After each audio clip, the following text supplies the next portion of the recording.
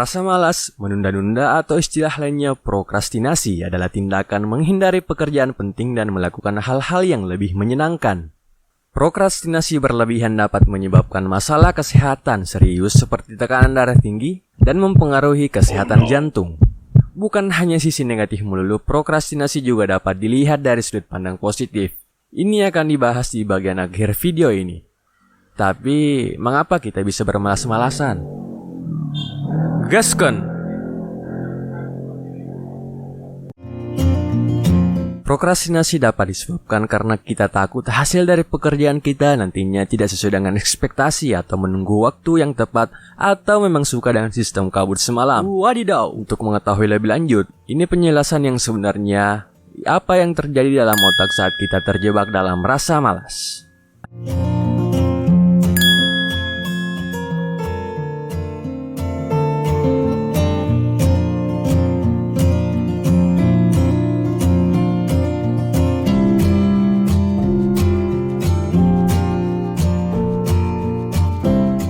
Prokrastinasi terjadi karena adanya peluang untuk menunda.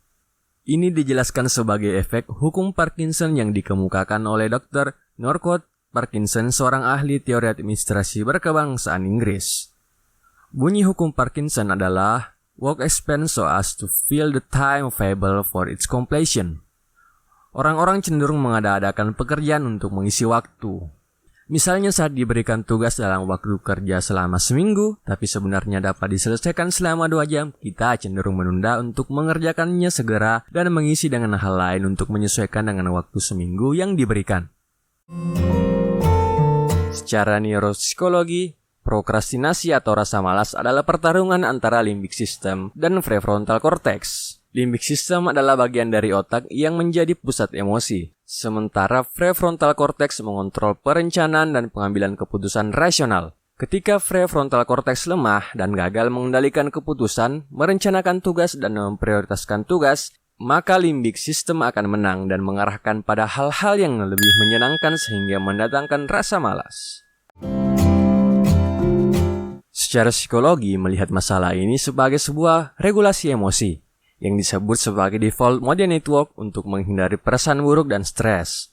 Lebih jauh mengenai limbic system, terdapat amigdala, sebuah kelompok neuron yang berbentuk seperti kacang almond yang bertanggung jawab dalam emosi dan respon akan rasa takut. Pada masa lampau, amigdala membantu manusia mengambil respon saat berhadapan dengan binatang buas dengan respon freeze, flight, or fight. Akan tetapi hari ini amigdala tidak bisa membedakan ancaman antara sebuah serangan binatang buas dengan tumpukan tugas, sehingga menganggap menghindari tugas seperti menghindari ancaman yang menyebabkan kecemasan sebagai reaksi alami tubuh seumpama respon fight or flight untuk menghindari ancaman dari binatang buas.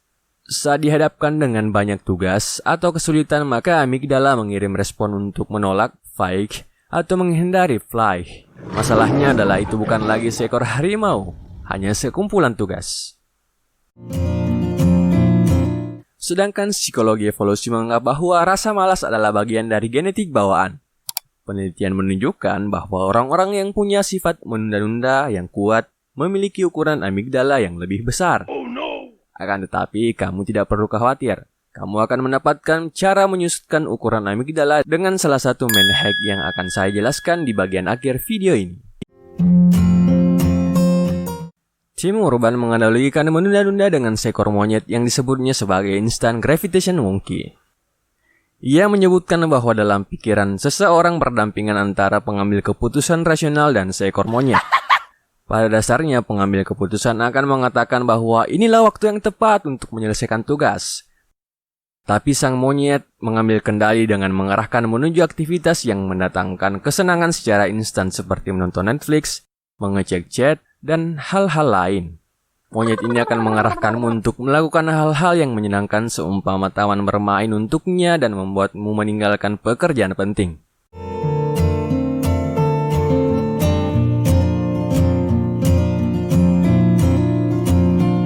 Semuanya bermula dari perubahan pola pikir, sehingga untuk mengatasi rasa malas harus dimulai dari akarnya. Pertama, mengubah pola pikir bahwa kita memiliki self-control, yaitu mengubah persepsi external locus of control menjadi internal locus of control. External locus of control bisa diartikan bahwa perilaku kita dikendalikan oleh sesuatu di luar diri, sedangkan internal locus of control adalah keyakinan bahwa dalam diri tersimpan potensi untuk mengubah diri sendiri. Persepsi yang menganggap bahwa malas adalah sebuah sifat sama artinya bahwa kamu mengafirmasi bahwa kamu tidak akan bisa mengubahnya karena telah melekat. Beda halnya saat melihat prokrastinasi sebagai kebiasaan, karena kebiasaan dapat diubah. Kembali ke pembahasan tim urban. Untuk mengatasi keliaran si monyet yang mengarahkanmu untuk terus-terus bermain, perlu seekor panik monster. Artinya kepanikan yang timbul saat batas waktu semakin dekat, barulah kemudian kamu mulai menggunakan pikiran rasional untuk mengambil kendali dan mulai mengerjakan tugas karena panik. Untuk mentaktisi si monyet sebelum panik, kamu bisa melakukan 3 metode langkah praktis ini. Getting Things Done adalah metode kerja yang dijabarkan oleh David Allen. Dalam bukunya Getting Things Done, metode ini membagi sebuah pekerjaan menjadi bagian-bagian yang lebih kecil dan sederhana. Dalam metode ini, terdapat 5 pilar: capture, clarify, organize, reflect, dan engage. Capture. Masukkan semua idemu dalam to-do list, semua yang ingin kamu lakukan. Clarify. Berikan kejelasan tentang apa yang ingin kamu lakukan. Pecah menjadi bagian yang lebih kecil dan actionable. Jika ada hal yang dapat didelegasikan, delegasikanlah. Organize. Kelompokkan item-item berdasarkan kategori dan prioritas. Berikan perhatian lebih pada hal-hal yang bersifat prioritas. Reflect. Perhatikan semua daftar to-do listmu. Dan lakukan hal yang bisa kamu lakukan sekarang. Jika kamu menemukan pekerjaan yang agak sulit, pecah lagi menjadi pekerjaan-pekerjaan yang lebih kecil. Engage. Waktunya untuk mulai mengerjakan step by step pekerjaanmu sekarang.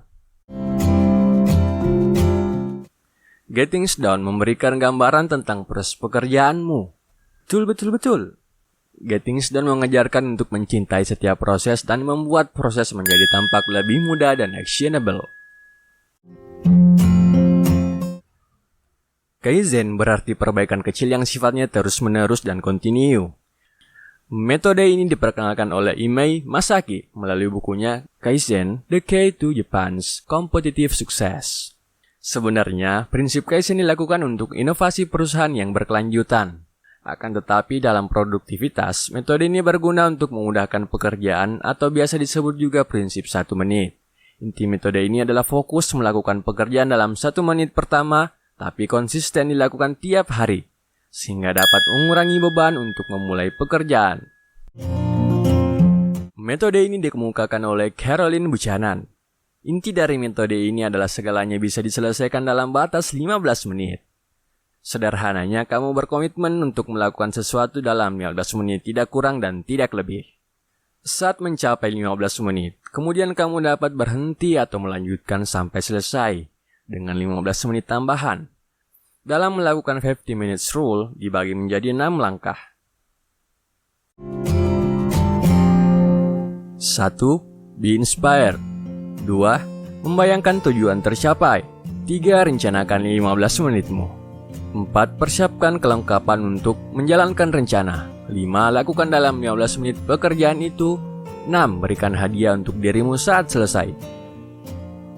Nah, metode mana yang ingin kamu coba terlebih dahulu? Selain to-do list, buatlah to-done list.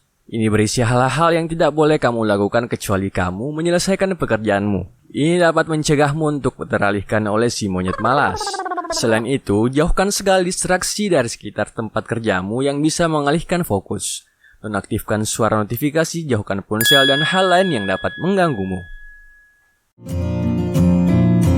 Setelah mencoba metode-metode untuk mentaktisi prokrastinasi, jangan menyerah. Kamu juga bisa mencoba 2 metode instant mind hack berikut ini. Metode 5 second rule yang dikembangkan oleh Mel Robbins adalah sebuah metode metakognisi untuk memaksa dirimu bergerak dalam 5 detik. Menurutnya, ide atau dorongan untuk melakukan sesuatu akan hilang jika tidak segera dilakukan. Sehingga ketika sebuah ide atau dorongan muncul, segeralah untuk menghitung mundur dari 5, 4, 3, 2, 1, dan boom. Bergeraklah pada hitungan ke-1.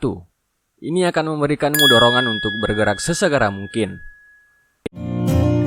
Kamu juga bisa mencoba metode mengatasi menunda-nunda dengan 2-minute rule oleh David Allen. Saat memiliki sebuah pekerjaan, pecah menjadi yang lebih mudah. Saat memiliki sebuah pekerjaan yang berat, pecahlah menjadi pekerjaan-pekerjaan yang lebih mudah dan lakukan dalam 2 menit. Hal ini akan membuat segala hal lebih mudah untuk dimulai. Misalnya membaca tiap malam menjadi membaca 1 halaman tiap malam. Mengerjakan esai 1500 kata menjadi mengerjakan esai 1 kata. Saat kita memulai melakukan sebuah pekerjaan, maka kita akan memiliki kecenderungan untuk melanjutkannya. Nah, disinilah letak kelebihan dari metode 2-minute rule.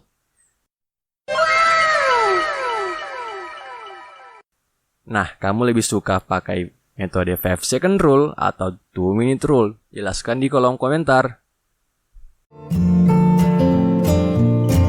Dalam sebuah penelitian, meditasi mindfulness dapat memperkecil ukuran amigdala, pusat kontrol emosi, dan sebaliknya memperbesar ukuran prefrontal cortex. Meditasi mindfulness dilakukan dengan duduk sila, kemudian memfokuskan pikiran pada kelima indera dan merasakan segala yang ada di sekitar dan mengatur pernafasan. Lazar mengatakan bahwa rata-rata lama meditasi yang dibutuhkan sekitar 27 menit sampai 30 menit. Tapi kamu bisa mencobanya dengan 1 menit pertamamu. Selain prokrastinasi bersifat destruktif karena rasa malas yang ekstrim, sisi lain dari prokrastinasi adalah dengan memberikan lebih banyak ruang untuk gagasan kreatif. Hal inilah yang membuat perusahaan-perusahaan yang bergerak di bidang industri kreatif seperti Pixel menggunakan ini untuk meningkatkan kreativitas karyawannya. Misalnya, Pixel membuat toilet yang jauh dari meja kerja sehingga karyawannya dapat berjalan lebih jauh dan saat berjalan dapat memberikan ide-ide yang baru masuk ke dalam dirinya. Akan tetapi jangan jadikan ini sebagai alasan untuk menunda ya. Sahabatku, jika kamu merasa mendapat manfaat dari video ini, klik tombol suka dan bagikan ke teman-temanmu. Inilah video menarik lainnya yang bisa kamu tonton. Klik saja video di salah satu sisi layar. Kamu juga bisa subscribe untuk mendapat titik terang baru tiap minggunya. Salam terang, salam milenial.